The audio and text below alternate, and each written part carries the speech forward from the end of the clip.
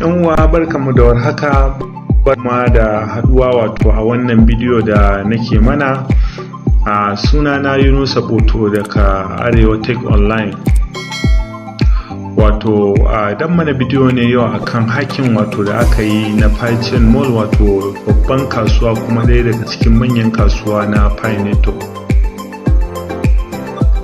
Aikin mu sun riga sun sanar dama akan cewa ranar 25 wato ga watan 8 za su bude kasuwa, wanda kuma Allah ya ba da dama an bude kasuwan a wannan rana. Bayan kuma da bude kasuwan ke da wuya, aka samu wato wasu haka suka yi kokarin su yi hacking, su yi kutse wato wa wannan babban kasuwa na Pi Network.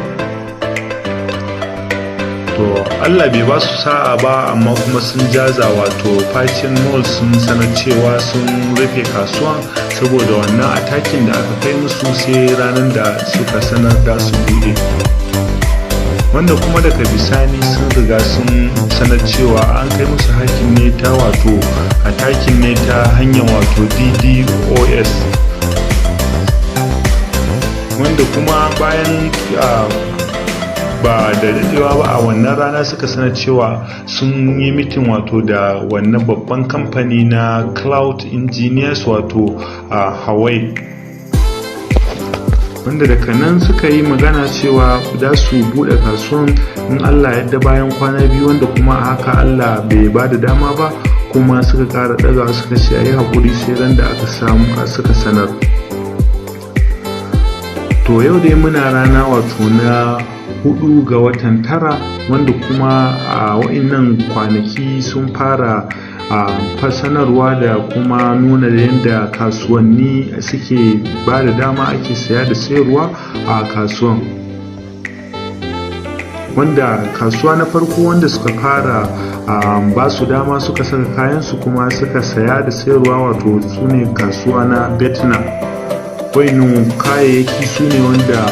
wato kamfanin Sakura suka sayar wato da kayayyakin su inhaler kenan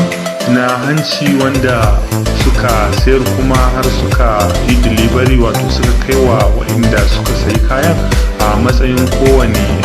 guda ɗaya a 0.00164, wanda bayan hakan ke da wuya, bayan kwana biyu mun samu kuma wato sun ƙara sanarwa da cewa sun riga sun ƙara buɗe wato na Malaysia, wanda su ma a Malaysia suka ba da dama wa kamfani ɗaya daga cikin kamfaninnika waɗanda suka saka kayansu a Malaysia, su farin suka wato sai da su ma kayayyaki wanda suka sa matsayin kowane kayansu guda ɗaya wanda yake 0.15. So akalla dai an samu kasuwanni wajen sama da guda 3,000 waɗanda za su saka kayansu a Pi Mall, amma suna bi a hankali saboda matsaloli da aka fuskanta a baya, saboda saka kowanne a hankali a kuma yanayin da ba za a samu wani matsala ba.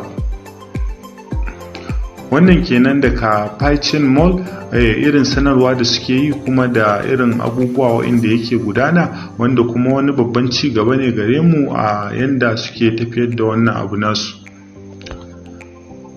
Wannan nayi ne saboda in sanar da mutane da 'yan uwa inda suke ta tambaya akan menene Pi Mall suke ciki, kuma ina fatan mutane za su dan fahimta a sama-sama kuma abin da ake ciki wato akan kasuwan Pi Mall, wanda akwai kasuwanni da yawa wanda su ma suna aiki, suna iya kokarin su, wanda za su saka kayayyaki kuma suna sanar da yanayin yadda abubuwa yake tafiya. Su ma za mu kawo su wato daga baya. Ni ne naku Yunusa Boto, nake cewa da ku mu kasance a bidiyo na gaba.